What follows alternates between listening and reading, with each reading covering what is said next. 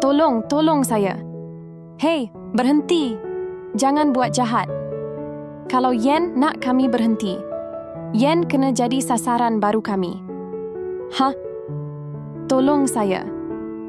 Baiklah, asalkan awak berdua berhenti sakiti dia. Hahaha, Yen akan menyesal sebab buat pilihan ni.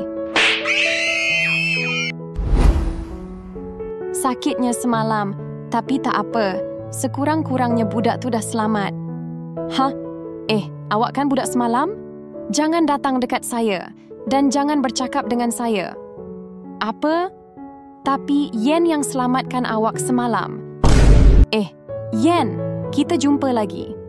Hah? Alamak, tolong Yen. Dia lari. Hahaha, nampak tak? Dia penakut. Dia tak akan tolong Yen.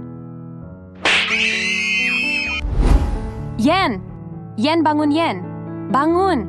Bangunlah sayang! Yen masuk hospital sebab cedera teruk. Kalau ada yang tahu siapa cederakan Yen, tolong beritahu Cikgu Norma sekarang. Hahaha, tak akan ada yang berani bagi tahu Cikgu Norma. Saya rasa bersalah Yen masuk hospital sebab saya. Korang rasa patut ke saya bagi tahu Cikgu perkara sebenar?